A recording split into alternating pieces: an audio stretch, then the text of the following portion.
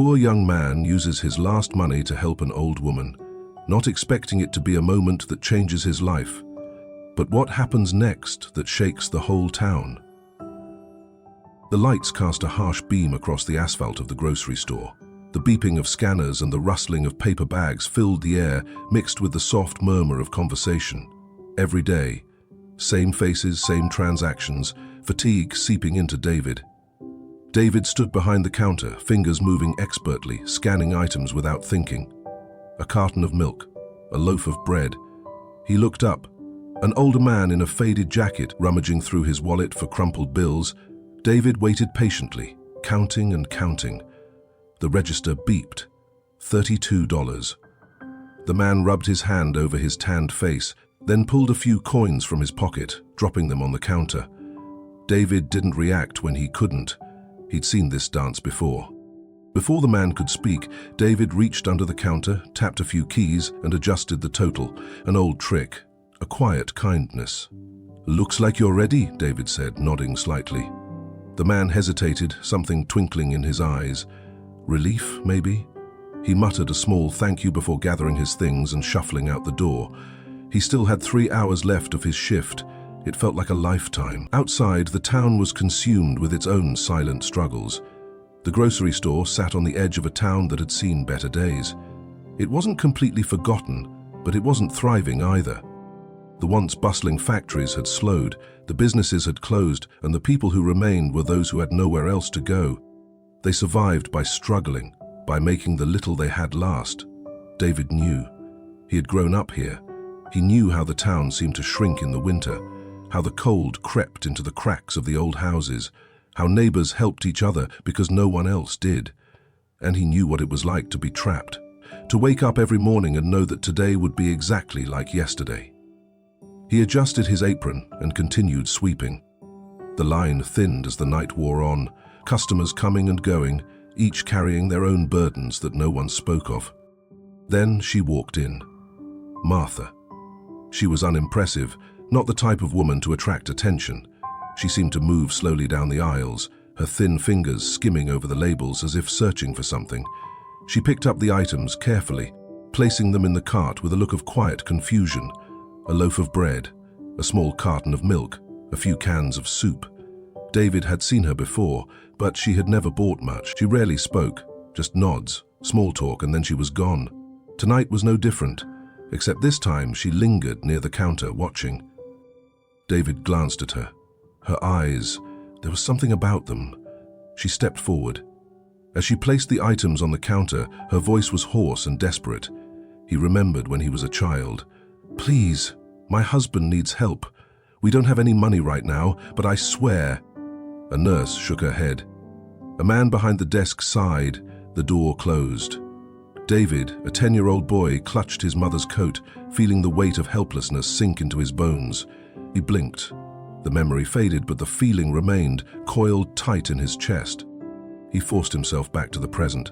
Martha was watching him carefully, saying nothing, just looking. He scanned her items. The register beeped softly. $7, he said. She hesitated. David glanced inside the nearly empty wallet. She rummaged through a few crumpled bills, her hands shaking slightly. The muscles in her jaw tightened. Then she carefully pulled out a $5 bill and some coins, sliding them across the counter. "I can give you something back," she muttered. The words were heavy between them. David haggled in the line behind her. People shuffled impatiently, sighing, checking their watches. The manager, watching from a few yards away, looked expectant. The customers behind him began to murmur uncomfortably, and James, the manager, glanced at David as if to signal that he needed to get things done quickly. Seeing Martha's confused look, David smiled and quietly swiped his personal card to pay her. "You don't have to do that," Martha said softly, her voice filled with surprise. "It's okay, Grandma. I want you to have a good day," David replied, his voice warm. Martha took his hand and whispered, "You're special." He moved his hands quickly, skimming over the last item, pressing a few keys on the cash register and swiping his card for her. Then she nodded slowly. She reached for her bag, but before she turned away, she said, softly, "Thank you very much." She left without another word. The store was silent again. David leaned against the counter, watching the door slam behind Martha. "Not much, just a few dollars." Beale exhaled slowly, rubbing his face. The weight of the day weighed heavily on his shoulders, but this moment stayed. He didn't know why. Outside, the neon open sign flashed across the dark street. Cars rumbled by, the world moving forward. David stood there for a long moment, watching, feeling as if something, somewhere, had just begun to change. And he didn't know how important it was. The evening air smelled of rain, though it was still dark. A faint light filtered through the windows of a small, cramped apartment, where the weight of long days and silent struggles still lingered on the walls. Inside, Lily sat on the couch, waiting. The old clock on the kitchen wall ticked. She had reheated dinner twice, the faint steam now rising only from the chipped ceramic plates. The table was set, just 2 plates, 2 glasses of water, a small bowl of canned vegetables, and the rest of the week's rice. It wasn't much, but she had done it carefully, setting it the way their mother had, arranging the portions to look more substantial than they actually were. She checked her watch again. 7:42 p.m. David was late, as usual. She rubbed her hands together to keep warm. The old stove in the corner clanged occasionally, and she pulled her sweater tighter around her shoulders. The clink of coins in the dark, Lily's world, was built on small sacrifices. Sacrifices that were never spoken, only felt in the quiet exchanges between them. The apartment had never been big enough for dreams, but that didn't stop her from having them. Her bike, the one she rode home from school every day, was one of them. It was crimson, and every time she saw it, she imagined herself riding through the streets, the wind in her hair, free in a way she'd never been. But dreams and money were something she and David could never have enough of. Lily reached under the bed and pulled out an old tin box, her secret stash. Inside were a few crumpled bills and a small pile of coins, collected from recycling around town. She ran her fingers through them, $18.75. Still not enough. She bit her lip and carefully placed the box back under the bed. She had been saving for months, but she would need more. Still, she had never asked David for her. Footsteps on the stairs. David's footsteps echoed down the stairs before the door opened. He stepped inside, taking off his coat, his movements slow and heavy. "Hey," he said, his voice weary. Lily sat up, brushing her hair from her face. "You late again?" "Yeah." He didn't make excuses. She didn't push. Instead, she stood and walked into the kitchen, placing a plate of food in front of him as he took a seat. For a while, they ate in silence. David picked at his food, his mind elsewhere. Still at the grocery store, still trapped in the moment with Martha. He didn't tell Lily.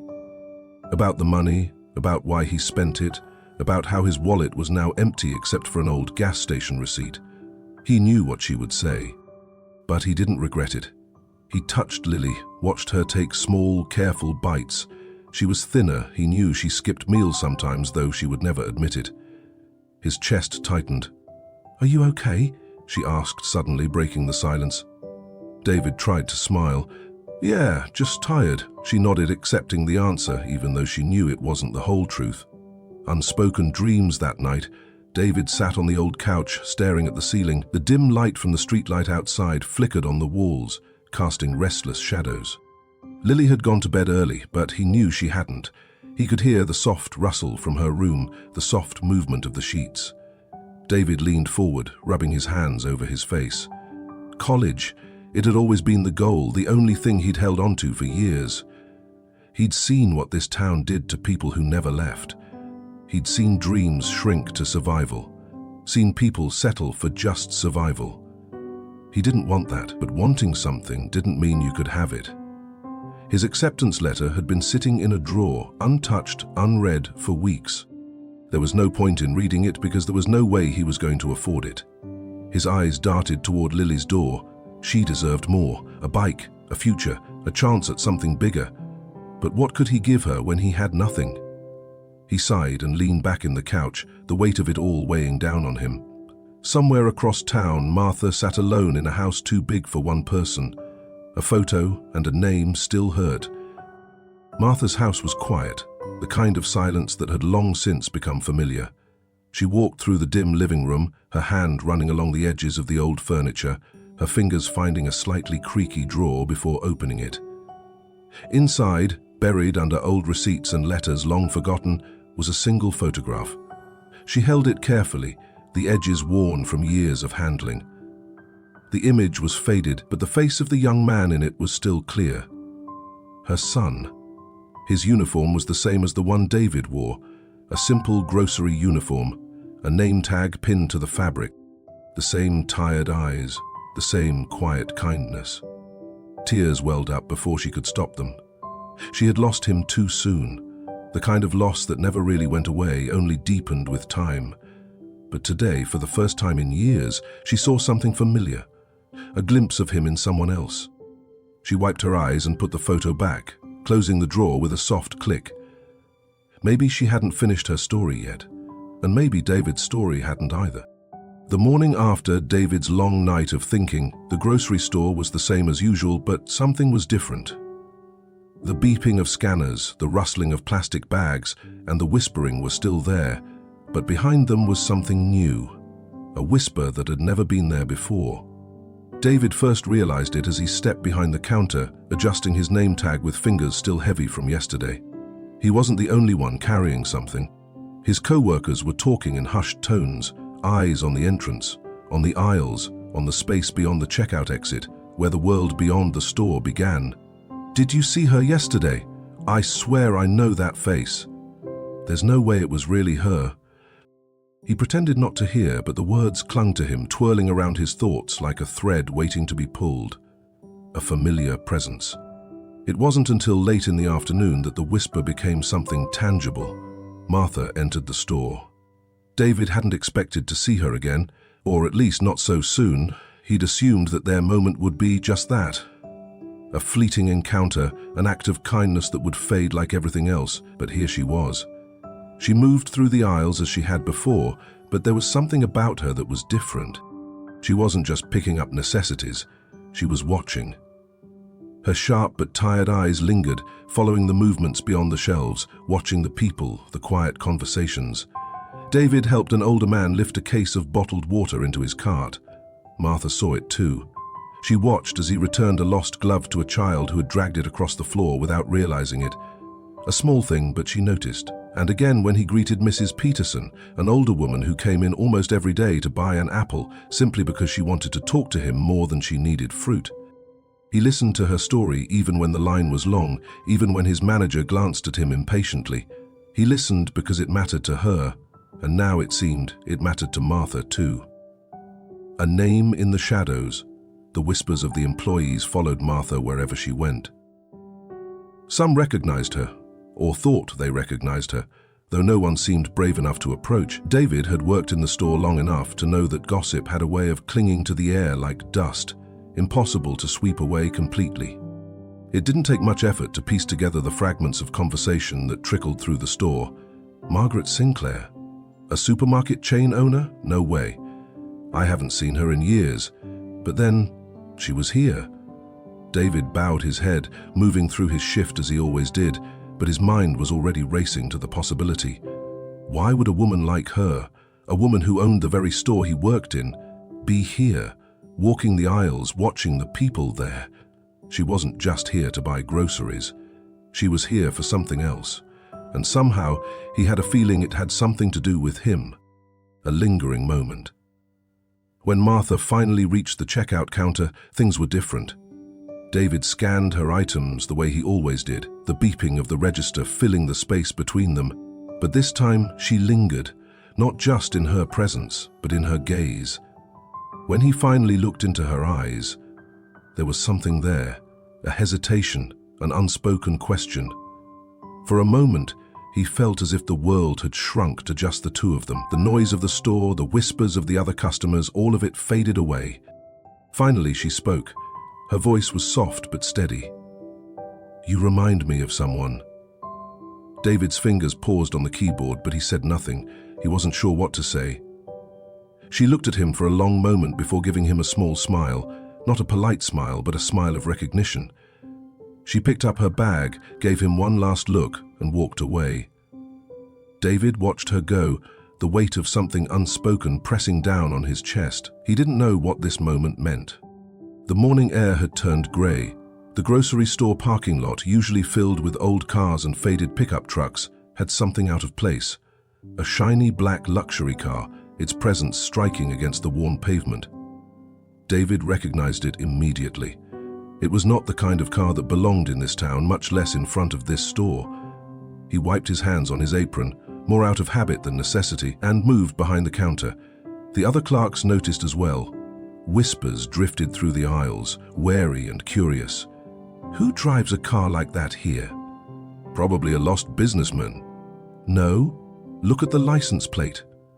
David was not a gossip, but a sense of unease rose in his stomach.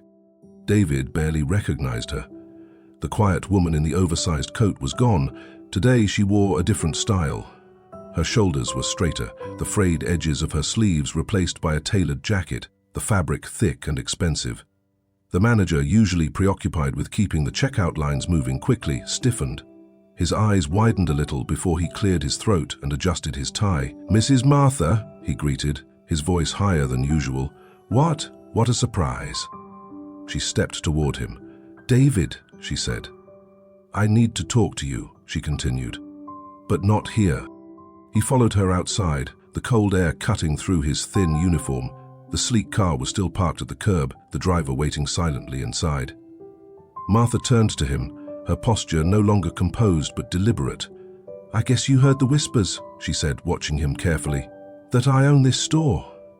David blinked. Of course he had. The name Sinclair had been floating around in conversation all morning, but hearing her say it, seeing her like this, it felt real in a way that made his stomach clench. She sighed, reaching into her bag. When she reached out, she held a neatly folded piece of paper. She held it out to him. David hesitated before taking it. The paper felt heavier than it should have. He unfolded it slowly, his eyes scanning the words. David's disbelief. The words blurred at first, his brain refusing to process them. Scholarship, his name, an all-expenses-paid trip, tuition, housing, books, everything. His fingers tightened on the paper. "This isn't," his voice cracked. He was surprised. "It's not true." "It is," Martha said simply, "and it's yours." David shook his head, his mind reeling. He'd spent years counting dollars, calculating equations about jobs, tuition. He'd spent nights staring at his acceptance letter, knowing it was nothing more than a cruel tease. And now this? Suddenly, he gasped. Life didn't work like this. "Why?" he asked finally, his voice soft. Martha answered him. "Because I saw you," she admitted, "and because you reminded me of someone." Martha had spent years in the dark. It was easier that way. Grief had a way of making you small, making you walk lightly through the world, afraid to disturb the pieces that remained. She hadn't meant to follow David like this.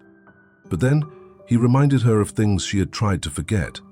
The way he cared for others, the way he carried his burdens without resentment, the way he helped without expecting anything in return. Her son was the same. The realization came slowly, settling in with each visit, each interaction, until it became impossible to ignore. And then she made her decision. "I lost my son," she said, her voice shaking. "A long time ago. He worked in a store just like this one. He wore the same uniform as yours." David clutched the paper. Martha looked at him, then took a breath. "I can't change what happened to you. You deserve this," she said finally, "and I want to give it to you." David stared at her. The heavy words hung between them, waiting to be accepted, waiting to be believed. And for the first time in a long time, he didn't know what to say. David sat on the edge of the bed, the scholarship paper still clutched in his hand. The words were clear, formal, a future that had always seemed just out of reach. He had spent years learning how to survive, how to spend every penny, how to exist without expecting anything from anyone. And now, this? The apartment was silent. The only sound was the occasional creak of the wooden floorboards as the building sank into darkness. In the dim light from the streetlights outside, he could see Lily's door open. He sighed. How could he tell her? He found her sitting at the kitchen table, her fingers tracing vague circles on the old wood. A candle flickered before her, its soft light casting shadows on the walls, making the small kitchen feel both intimate and vast. The air was thick with something unspoken, something neither of them had yet found the words to express. Lily looked up as he entered, her eyes calm, patient, the way they always were when she waited for him to find his voice. She didn't push, didn't ask. She simply watched, knowing that he would speak when he was ready. David hesitated for a moment before sitting down in the chair across from her. He pressed his palms into his thighs as if gripping the tabletop, staring at the uneven grain of the wood. "I got the scholarship," he said finally, his voice quieter than he intended. For a moment, Lily said nothing. Instead, she just nodded, slowly, like I already knew. David sighed, but there was no humor in it. "You deserve it." Lily tilted her head, studying him the way she did when she knew he had more to say. He smiled, though the weight in his chest made her feel hollow. "Don't you think so?" Her gaze didn't waver. "I wouldn't be sitting here struggling with it if I didn't." The silence that followed was thick. Not awkward, but heavy. Heavy with all the things neither of them had said. David swallowed. He wanted to tell her everything. That it had been wrong to take on something this big. That leaving her behind had been impossible. That no matter how far he went, some part of him always wondered if people like them, people who spent their lives struggling, managing, never expecting much, really got a second chance. But instead of saying any of that, Lily made the first move. She reached under the table, her fingers closing around something small, something worn and used. The dinted tin box. The box she had hidden, counted, kept.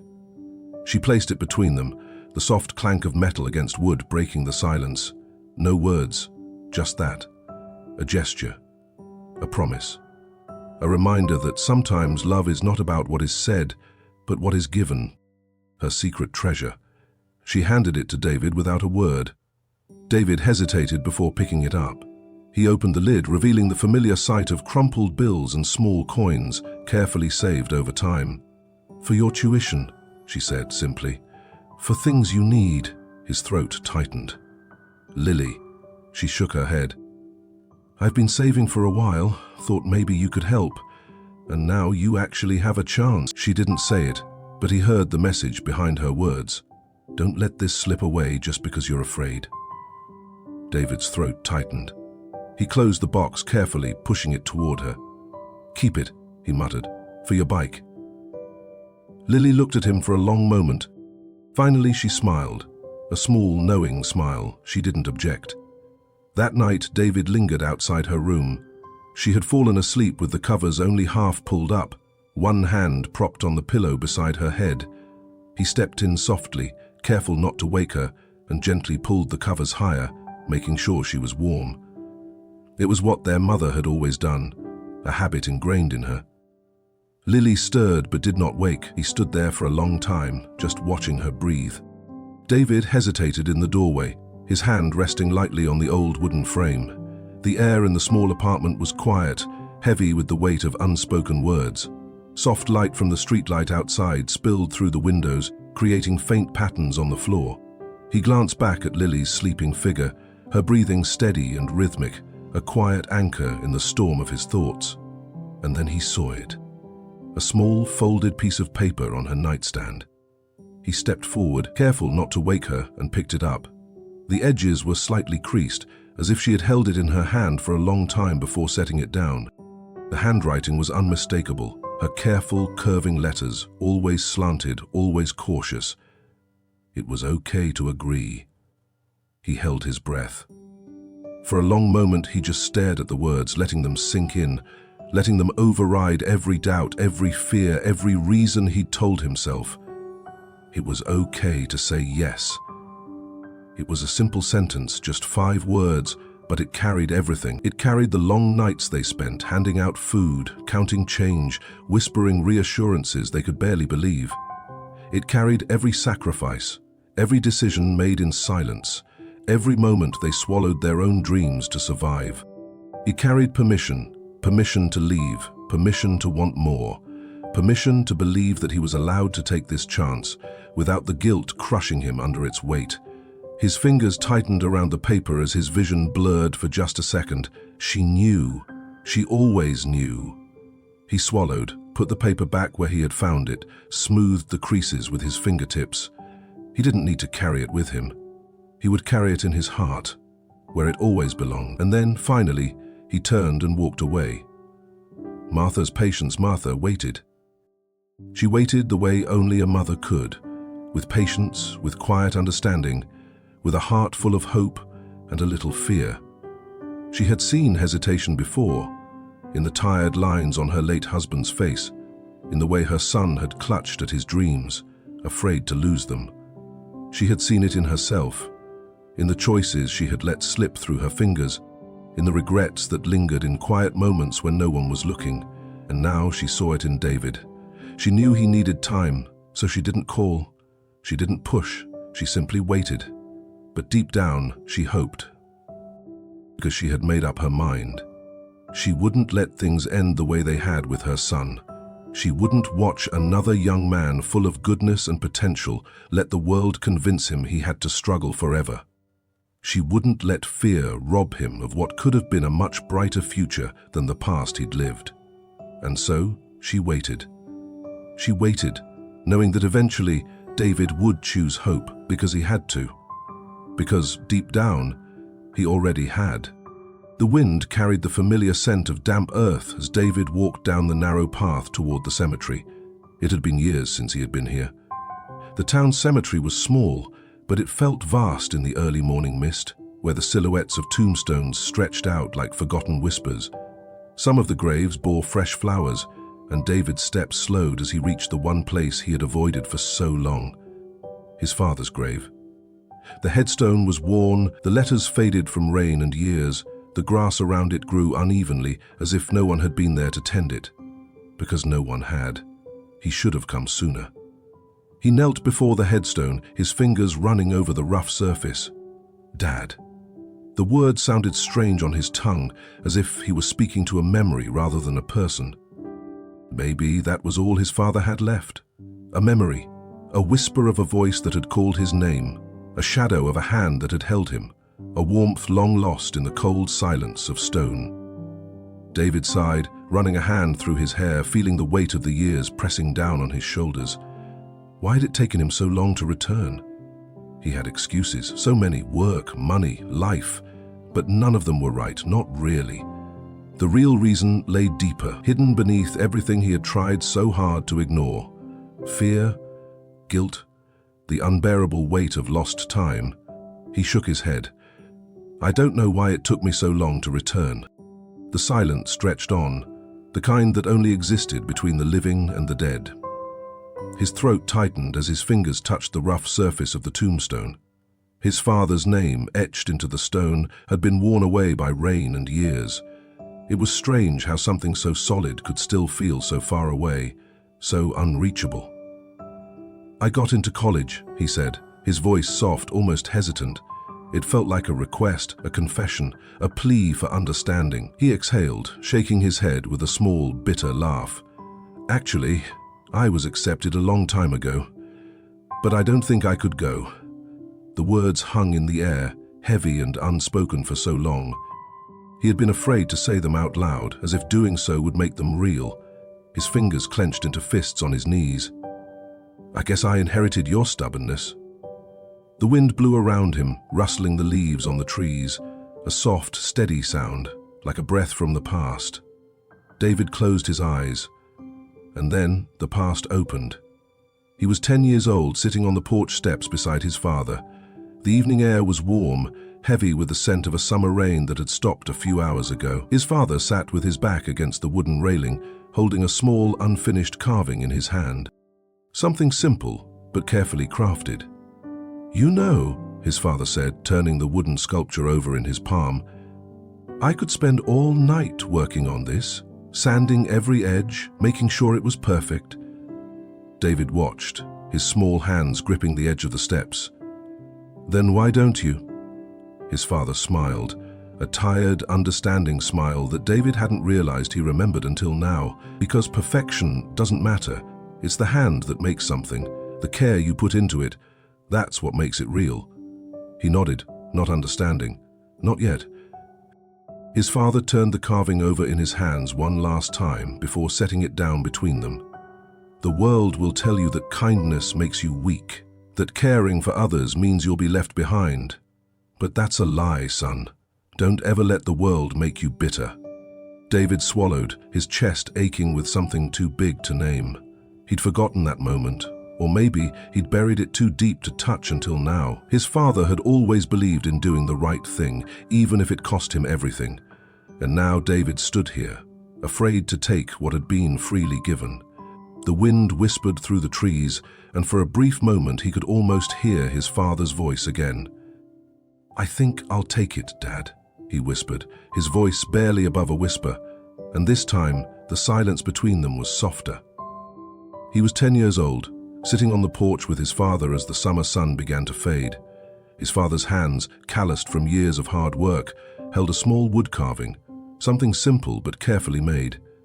"See," his father said, turning it over in his hands. "I could have made it perfect. I could have spent hours sanding every rough edge, making sure it was perfect. But I didn't.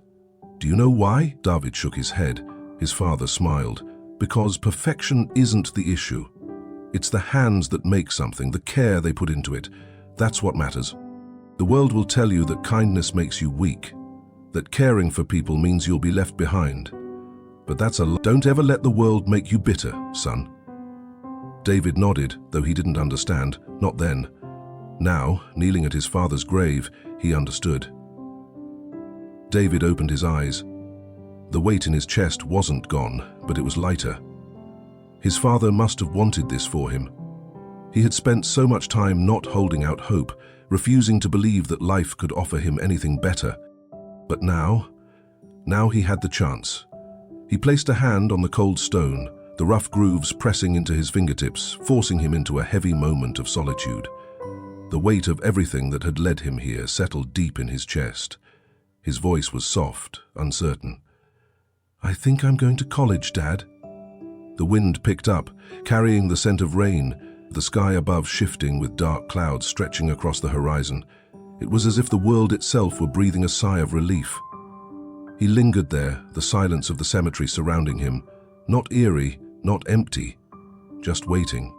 David's thoughts wandered, drifting through time, pulling him back to memories of things he hadn't allowed himself to fully feel in years.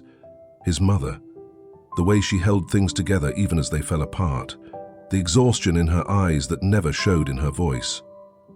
Lily, her small hands carefully counting coins on the kitchen table, whispers of reassurance that she didn't mind, that she didn't need much, even as she gave up the things she should have. And then him, standing at a crossroads he never thought he'd come to, a path forward he'd never believed would be his. He thought of all the nights he'd spent convincing himself that he wasn't meant for anything more, that people like him didn't get second chances, that dreams belonged to those who were capable of reaching for them. He'd never been one of those people, and yet here he was. "I don't know if I'm worthy," he admitted, his fingers tracing the grooves in the tombstone, his voice barely above a whisper. It was a heartfelt confession, a doubt that settled in his bones, as familiar as his own reflection. The words hung between him and the past, waiting for an answer that would never come. But maybe, just maybe, he had it. A strong wind blew through the cemetery, rustling the leaves, tossing his hair, pressing against his skin with the gentleness of a touch he could almost imagine was real. He closed his eyes, and for the first time he let himself believe that this choice, this moment, could be his. Memories of his father faded, shattered like shards of glass reflecting moments long gone, some clearer than others, a voice telling him to be better, a silent lesson in kindness, a hand on his shoulder, firm and steady. Maybe that was the answer. Maybe that was enough. David exhaled slowly, his breath swirling in the cool air. He wasn't looking for a sign. He'd waited too long for the universe to tell him he deserved more. Now it was up to him. He took a step back, his hand lingering on the rock for a moment longer. Then, finally, he turned away, walking toward the future he was finally ready to claim. But I think I have to try. The thought scared him. Leaving, moving forward, daring to believe there could be more. But fear wasn't the worst thing. Maybe staying stuck was the worst. He held his hand on the rock for a moment longer before standing up. Back to Martha Carr. The ride back to town was quiet. The world outside the car window passed by in a blur. Familiar streets, familiar buildings, but something inside him felt different, lighter. He walked into the grocery store, his feet finding their way to the back office where Martha was waiting. She was sitting at a small table, flipping through an old notebook, her fingers lightly tracing the edges of the worn pages. The room was dimly lit, a small desk lamp casting a yellow glow over the scattered papers in front of her. The air was quiet, but as soon as she saw him, she put the notebook aside, as if she had known. David stood in the doorway, his shoulders tense. The weight of the decision weighed down every inch of his body, but underneath it, there was something else. Resolve, acceptance, a step forward. Martha looked at him, her expression puzzled, patient. She didn't rush him, didn't force him to say words he wasn't ready for. She just waited. David took a deep breath, calming himself. I will accept. The words were softer than he'd expected, but they still had weight. Martha's lips curved into a small smile, a look that held something deeper, understanding, relief, quiet joy at seeing a choice made right. She nodded once, as if sealing a silent agreement. Let's go. David hesitated. His fingers twitched, an old nervous habit he hadn't quite shaken off. There was one more thing, one more piece of this puzzle that needed to be in place before he could truly move forward. He glanced up, his voice softer this time but no less certain. But I have one condition. Martha tilted her head, curious. Go on. David swallowed, choosing his words carefully. He could feel the weight of them before he spoke, the importance of getting them right. This wasn't just about getting something, it was about making sure it meant more than just himself. I don't want this to be about me, he said finally. His voice didn't waver. If I give you this chance, I want to make sure it doesn't end here. Martha's expression softened. Something in her eyes changed. She had been waiting for this moment. She had hoped for it. She leaned back in her chair, watching him in that quiet way she always did, as if she was seeing something more than what was in front of her. There was a long silence between them, broken only by the ticking of the old clock on the wall. Then, finally, she nodded. Then, let's make sure it does. Martha looked at him for a long moment before nodding slowly. I mean, return the favor. He nodded. Yes. If I finish school, if I can do it, she said softly. It wasn't just about taking something he wasn't sure he deserved. It was about making sure it was meaningful. Martha reached into her desk and pulled out another document. Then, make it happen. David took the pen she handed him and signed his name. The ink imprinted on the paper like a prompt. Outside, the clouds shifted. The first rays of sunlight filtered through, casting a soft glow over the town. David sat across from Martha in her small office in the back of the grocery store, the same store where he had spent years working, watching people struggle, spending every penny. Now, here he was, signing a document that would change his life. He had told her his situation, and Martha, without hesitation, had agreed. I knew there was a reason I liked you, she said, her fingers intertwined on the table. You didn't just take. You wanted to build something. I respected that. David exhaled slowly. I've spent my life watching people just get by. As a child, I watched my parents be denied help when they needed it most. My father was sick and no one in town was willing to lend him money for treatment, which led to his death. It made me determined to never turn my back on someone, even when you were struggling. Martha nodded, something flickering across her face. Understanding, recognition. She leaned back in her chair, her gaze toward the window where the town stretched out beyond. I wasn't always rich, you know. David blinked. It wasn't something he'd ever really considered. He'd only known her as the woman who owned the store, the woman whose presence had been a quiet mystery. My husband and I started from scratch, Martha continued. This place, it was just an idea. We had no money to fall back on. We worked for everything, and for years we barely made ends meet. David listened. I remember working the counter myself, late into the night, she said, a small smile tugging at the corners of her lips. I remember worrying about whether we could make payroll, whether we had enough inventory to last the next month, she sighed. But we did it. And not because someone gave it to us, but because people believed in us. David let her words sink in. For the first time, he saw her differently. Not a woman who had always been in power, but one who had risen up on her own, who had built from the broken pieces of a past. Martha had never been given anything in life.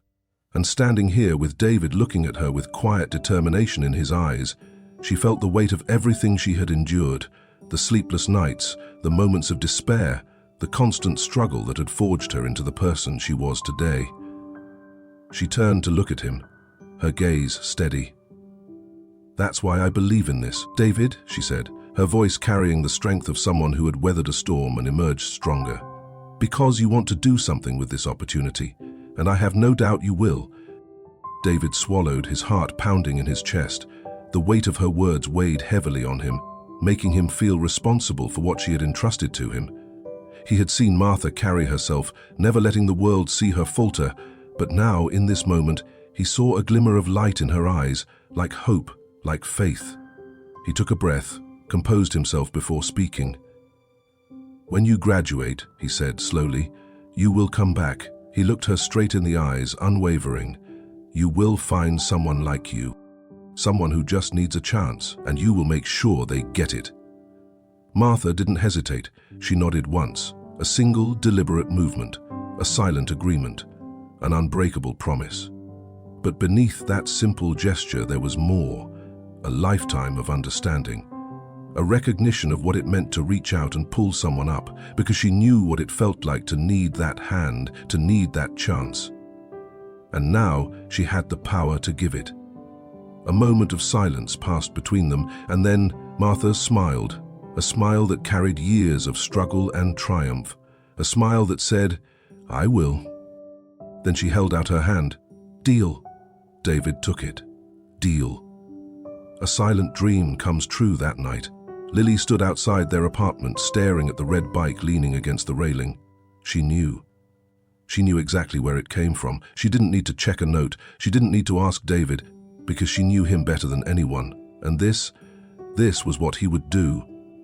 She ran her fingers over the handlebars, her chest tightening with something she couldn't name. Happiness, gratitude. She said nothing as she walked inside, but when David saw her, she just smiled. And somehow, that said it all. Building something new, David lay awake that night, staring at the ceiling. His mind was restless, replaying the conversation with Martha over and over again. She had given him something he never expected, a future he didn't dare hope for, and in return, he had promised her a gift, the debt he intended to pay. But it wasn't just about him anymore. The next morning before his shift, he took out a notebook and began writing. Names, ideas, people he'd met over the years, people who worked hard like him, but never got a chance. He thought of the old man who came in every week, stretching his food stamps to the last cent. He thought of the young mother with her toddler on her hip, always looking tired but never complaining. He thought of people who reminded him of himself. Martha had built her empire from scratch.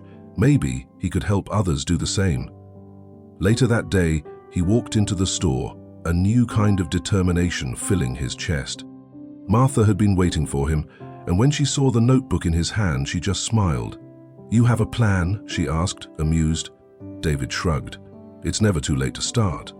Martha leaned back in her chair, thinking about him for a long moment. Then she nodded. Encouragement, trust. She reached into her desk drawer and pulled out a small file. "Okay," she said, placing it in front of him. "Let's get started." And in that moment, something bigger began. David held the envelope in his hand, his fingers tracing the embossed college seal. The thick paper carried the weight of everything. Everything he had ever suspected was possible. The culmination of years of dreaming, then convincing himself it was impossible, then daring to hope again. And now it was real. He read it once, twice, 3 times. The words didn't change, but something inside him did. He didn't celebrate, though. There was still work to be done. Last shift. Today, the grocery store felt different. He'd spent so many hours here, amid the hum of scanners and the rustle of paper bags. But for the first time, he didn't see it as a place he was trapped in, but a place he had to say goodbye to. He tied his apron one last time, smoothing it down to his shirt. He browsed the aisles, looking at the faces of people he knew. The old man always counted his change twice before handing it to someone else, the mother with tired eyes, soothing a crying child while balancing groceries on one hip. The teenage girl always bought the same brand of instant noodles and soda, paying with crumpled bills from her pocket. He had seen them all before, countless times, but today he actually saw them, and he wondered who else needed a chance. A quiet goodbye. He did his shift the way he always did, except this time he knew it was different. He spent a little extra time chatting with the older woman who had just come into the store to buy an apple, slipping an extra coupon into the single mother's order when she wasn't looking. But when things were quiet, in the moments between customers, he let himself feel the way the register buzzed, the quiet exchanges that had shaped his world for so long. He thought of his father, of his mother's work-worn hands, of Lily who had saved every penny, of the people who had shaped him. And then before he left, he did something else. He took out an envelope, the first amount of money he'd ever saved. It wasn't much, not enough to change a life, not enough, but it was a start. He placed it under the register, taped to a handwritten note. For the next person who needs it, the first step toward change, the first step toward something bigger. He took off his apron, folded it neatly and laid it on the counter. Then he took one last look around the store, memorizing it. Its scent, its sounds, its weight. The place that held him together when everything else fell apart. And with that, he walked out the door, into a future he had thought was out of reach. The late afternoon sun bathed the town in a golden glow as David and Lily cycled through the streets, the wind in their hair, laughter ringing between them. It had been so long since they'd ridden like this, free, unburdened. Lily pushed her new bike forward, her hands gripping the handlebars, the red paint glinting in the light. She'd barely said a word when she'd seen it leaning against the railing that night, but David had seen it in her eyes, just as she knew she would never say it. "Race to the corner," Lily called over her shoulder, her voice full of life. David smiled, shaking his head as he pedaled faster to catch up. "Oh, there you are." For a few moments there was only the sound of tires on pavement, the air blowing in their faces, the world stretching out before them. For the first time in years, David felt at peace. One last kindness. They slowed as they approached a small house near the edge of town. The house looked old, as if it held too much history, too many untold stories. David glanced at Lily, who nodded, already knowing why they were here. He reached into the basket of his bike and pulled out a bag of groceries. Simple things, but enough to make a difference. A carton of milk, a loaf of bread, a small bunch of fresh vegetables. They climbed the creaky steps to the porch, their steps careful, respectful. Lily hesitated before knocking, and for a moment all they could hear was the faint rustle of wind through the trees. Then the door opened. Mrs. Rose stood there, frail and small, her hands shaking as she gripped the doorframe. Her eyes moved from David to Lily, then down to the bag of groceries. A slow recognition dawned. Her lips parted, but no words came. Just a soft breath, carrying the weight of silent gratitude. David smiled softly. "Just thought we'd stop by." Lily handed her the bag, her fingers brushing against Rose's. "For you." The old woman's eyes sparkled as she took it, nodding slowly. She didn't need to say thank you. Her eyes spoke for her. They turned and left before she could say more, cycling back to town, their hearts lighter than they had been in years. Kindness never dies, Martha watched from afar. She knew they would come here. Kindness has a way of finding its way home. She breathed out, whispering softly as if talking to the wind itself. Kindness never dies. It just waits to be awakened. And in that moment, something changed. Not just for David, not just for Lily, but for the town itself. People began to notice. The next day, someone paid for a stranger's groceries. A child helped an old man cross the street. A woman left a meal on a doorstep, expecting nothing in return. A store clerk let a struggling customer walk away with some leftovers instead of returning the items. It was as if something long buried, something quiet and small but incredibly powerful, had begun to rise again. Compassion, generosity. The belief that people could help each other, not because they had to, but because they wanted to. David had started something irrevocable. Days passed, and he saw the ripples of his actions everywhere. He noticed how the regulars at the grocery store began to treat each other differently, how the old man who had counted every penny now smiled at the clerk instead of mumbling an apology, how the young mother who had always rushed in and out now paused to chat, her shoulders a little less tense, how the town in a small way was healing, the road ahead. As the sun set, David and Lily pedaled toward the hill overlooking the town. They reached the top and stopped, bike still, breathing even. David looked out at the streets below, at the flickering lights of the houses, at how everything had become quieter, softer, better. Lily was the first to speak. "Do you think it will last?" David thought for a moment before answering. Maybe not, but I think it's worth a try." She nodded, as if that was enough. They sat there for a while, watching the night fall before finally turning to head home. David pedaled forward, looking ahead. The road stretched out before him, open, endless, waiting. And with each step, he carried the gentle echo of kindness, knowing it would never fade. Years later, long after David had left for college, after he had begun the next chapter of his life, he returned to the town that had shaped him. The grocery store was still there, but something was different. A new bulletin board had been installed at the entrance, covered with little notes, messages of kindness, acts of generosity, people giving back. One note caught his eye. To the young man who, "Thank you, because of you, I believe in kindness again."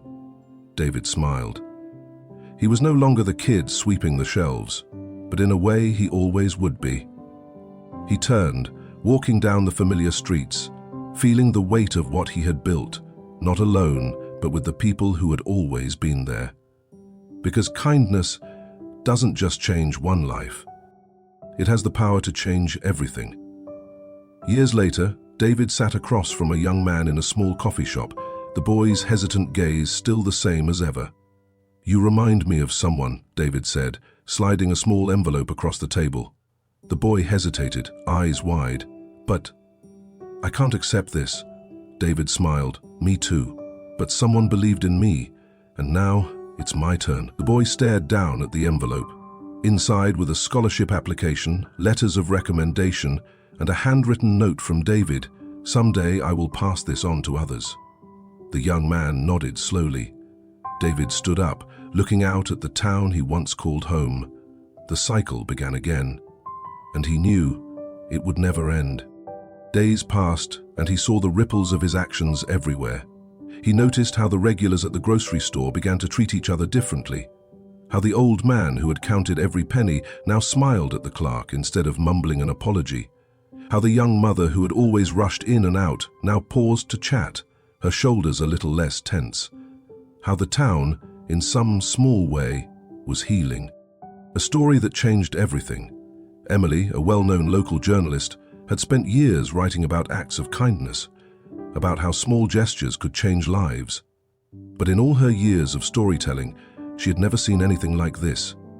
She had been there, watching from the corner as David and Lily left the groceries at Rose's door.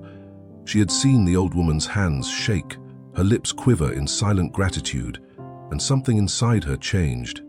She had covered stories of kindness before, but never one that started with a young man's altruism and spread throughout a town. So Emily did what she did best. She wrote. She told David's story. She wrote about the boy who had nothing but gave, the woman who had been rich but understood the power of second chances, the younger brother who saved every penny, who believed in his brother's dream, the town that found kindness again in the simplest of ways. Her article was published, and it spread beyond the town, beyond the region, beyond the world.